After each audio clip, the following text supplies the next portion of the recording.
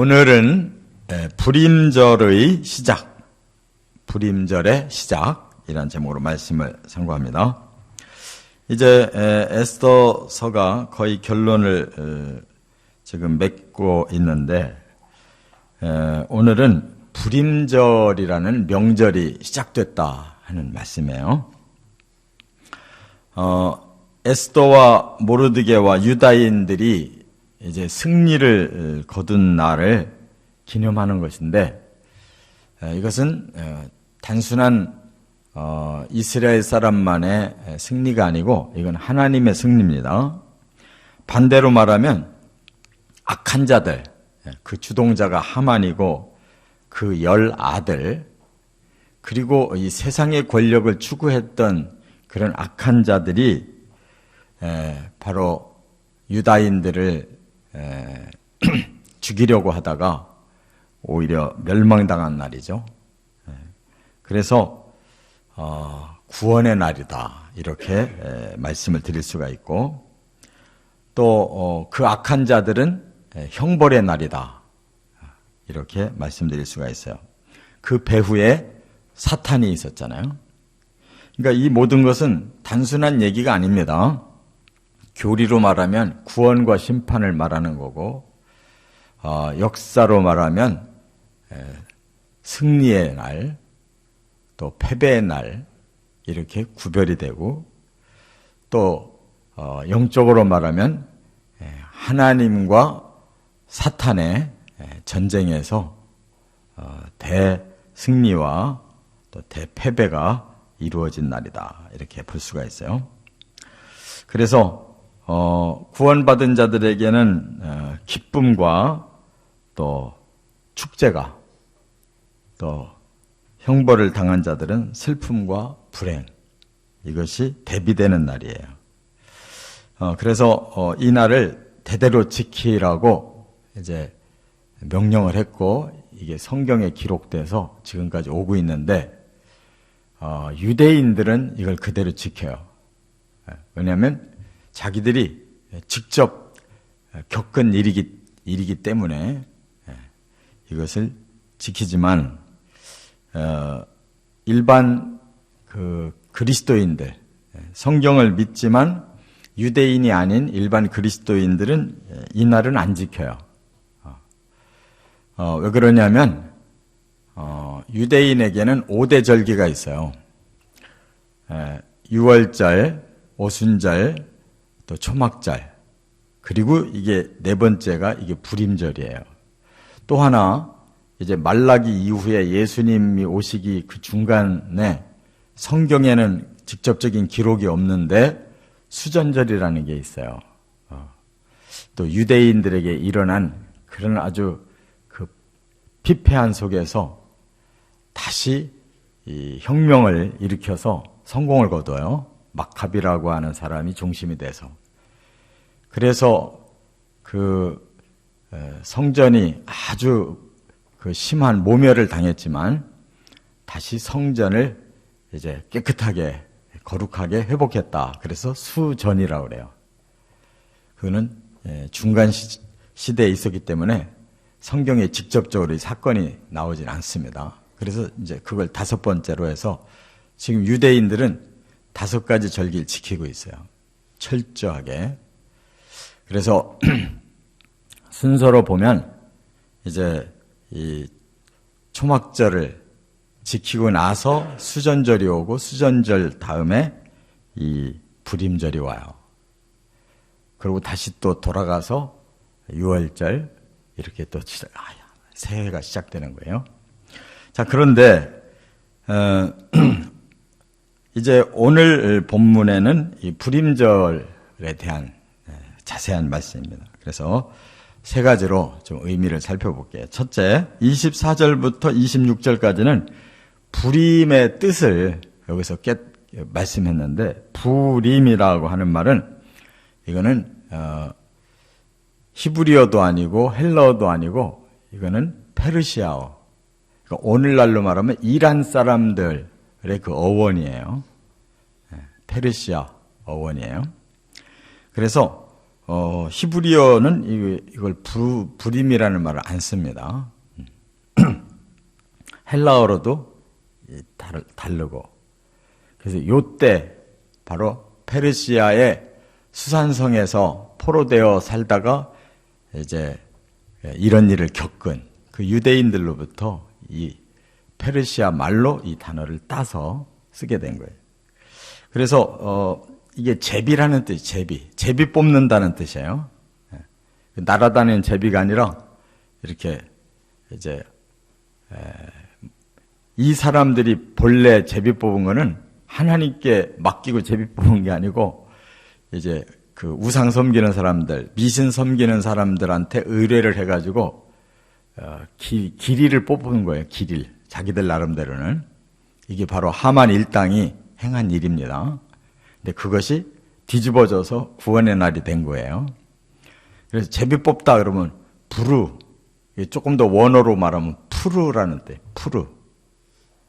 그런데 이게 복수형으로 바뀌어졌어요. 왜? 하만은 그날을 자기가 기분 나쁘다고 유다인을 다 진멸하는 그런 재수 좋은 날이라고 푸르라고 뽑았지만, 제비를 뽑았지만, 그것이 역전돼가지고 유다인이 오히려 그 하만과 그 일당들을 다 심판하는 날, 바로 그날이 그날이에요. 그래서 이거 복수형을 쓴 거예요. 두 가지 의미가 있는 거죠. 그들이 의로운 자들을 죽이려고 했지만 의로운 자들이 오히려 그들을 심판해버렸다. 그게 12월 13일이거든요. 12월 13일 날 그러한 사건이 뒤집어져요. 그래서 14일 날과 15일 날 축제를 벌이는 것이 불임절. 그래서 푸르라는 단수에서 푸림이라고 하는 복수가 된 거예요. 두 가지 의미가 다 섞여 있다 그 뜻이에요. 그래서 이 원수를 갚은 날이 지방에서는 한 날이었어요. 12월 13일. 그 디데이에 그대로 원수를 갚았는데 수산성에서는 그런 세력들이 더 많이 남아있기 때문에 앞에서 우리가 이틀 했다고 그랬잖아요. 13일 날 500명 쳐 죽였는데 다시 에스더가 왕에게 허락을 또 받아가지고 14일 날도 쳐서 300을 죽였다고 그랬어요. 그래서 수산성에 있는 도시 유다인들은 이틀을 이제 지키게 된 거예요. 14일, 15일. 그래서 그것이 그대로 자자손손 내려오면서 아다롤이라는 말은 12월인데 그거는 그 당시의 종교력이에요. 그래서 지금으로 우리가 쓰는 이 태양력으로 보면은 2월 내지 3월. 2월 내지 3월. 6월절이 오기 한 달 전쯤. 그러니까 우리로 말하면 예수님의 고난절과 부활절이 오기 한 달 전쯤에 일어난 일이에요. 그래서 이렇게 불임이라는 단어를 쓴 불임절이 생겨났다 하는 것입니다. 이것이 뭐가 중요하냐? 선악간의 싸움, 선한 자들과 악한 자들의 싸움, 하나님과 사탄의 싸움, 구원과 심판의 결정일. 이게 불임이라는 거예요. 그렇다면 우리들에게도 해당이 돼요. 남아있어요, 이게. 바로 예수님의 재림날. 예수님이 재림하면 먼저 뭐가 이루어져요? 심판이 이루어지는 거예요. 악한 자들을 심판해내고 그 다음에 우리를 구원하시는 거예요. 예수님의 지상 재림에 만나는 자들은 불행한 자들의 심판을 받는 거예요. 예수님이 그 환난에서 건져내시기 위해서 공중으로 성도들을 불러 올리신다고 데살로니가 전서 4장에 말씀했잖아요. 그래서 다 공중으로 부활돼서 끌어올려지고 공중에서 혼인잔치가 이루어진다고 계시록에 말씀했잖아요. 거기에 참여하는 자들은 구원받는 자들이에요. 그게 바로 불임이에요. 심판과 구원이 동시에 이루어지는 불임. 바로 예수님의 재림에 우리는 그날에 바로 구원받는 자들이 되어야 될 줄 믿습니다. 두 번째, 여기 17절부터 23절까지는 이제 불임절의 의, 그러면 불임절을 지키는 의의가 뭐냐? 이들이 왜 불임절을 지키기 시작했느냐라는 것을 17절에서 23절에 그 당시의 사건을 가지고 설명했어요. 13일은 심판했고 14일은 그 심판을 그치고 잔치를 했다. 기쁨의 잔치를 했다. 그래서 이제 전국적으로는 14일 날을 지킨 거고 수산성은 14일까지 심판하고 15일 날 쉬었어요. 그래서 그 후에 14일도 쉬고 15일도 쉬고 14일과 15일 이틀 잔치하고, 그래서 불임절은 14일, 15일 이틀을 쉬면서 잔치했다 그 말입니다. 그러면 이거는 해마다 지키라고 했는데 왜 지키느냐? 바로 우리가 그 멸망에서 벗어난 날, 구원의 날, 그 구원을 우리가 누리는 축복의 날. 그래서 여기 22절에 이 불임절 날은 뭐 하는 거냐라는 그 절기에서 꼭 해야 될 일을 여기서 밝혀놨어요.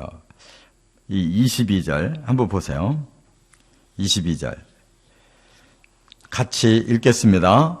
이 달, 이 날에 유대인들이 대적에게서 벗어나서 평안함을 얻어 슬픔이 변하여 기쁨이 되고 애통이 변하여 길한 날이 되었으니 이 두 날을 지켜 잔치를 베풀고 즐기며 서로 예물을 주며 가난한 자를 구제하라 하며, 이거 하는 날이에요.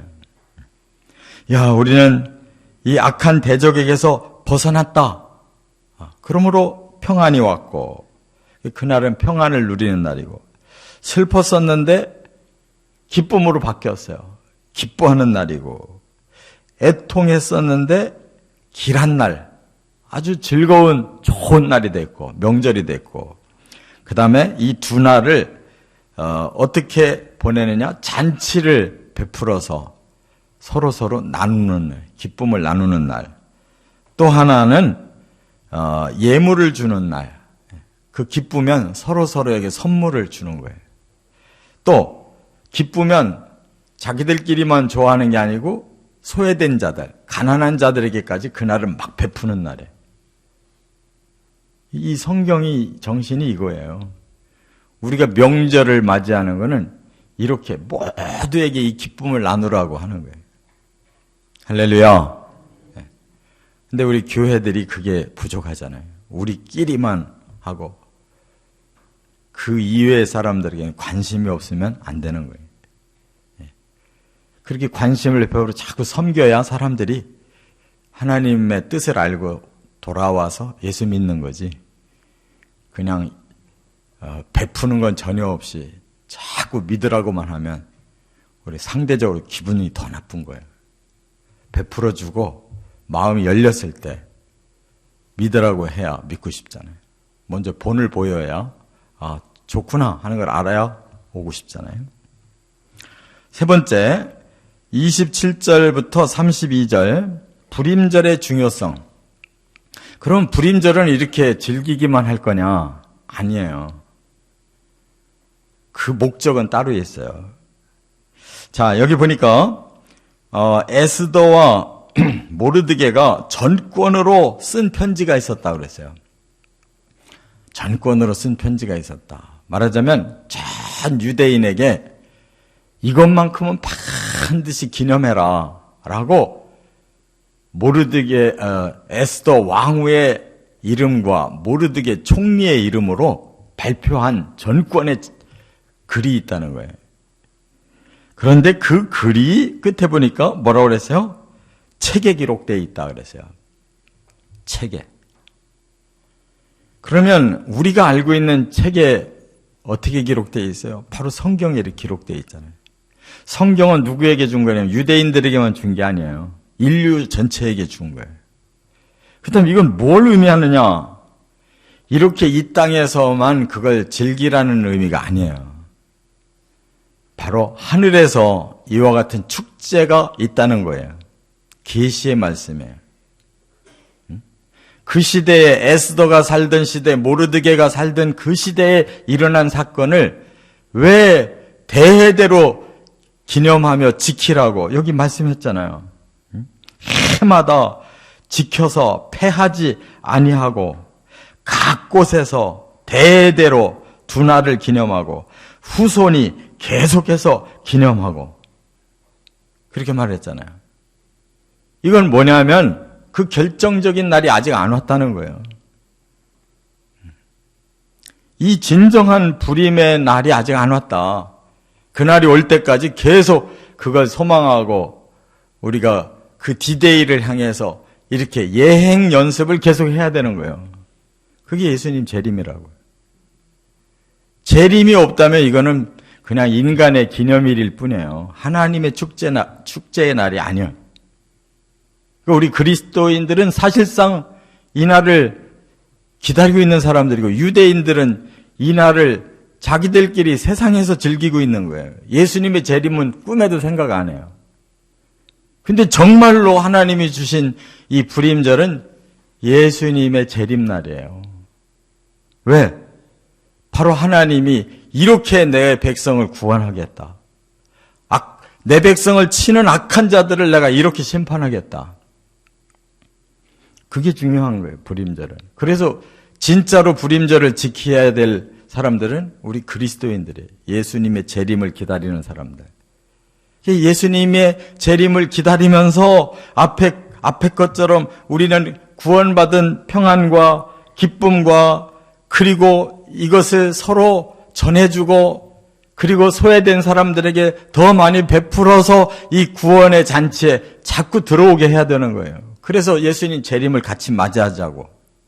여기에 부림절의 중요성이 있는 거예요. 우리는 이것을 유대인들처럼 지키지 않아도 이 정신으로 사는 것이 부림절을 지키며 예수의 재림을 기다리는 성도의 축제인 줄로 믿으시 바랍니다.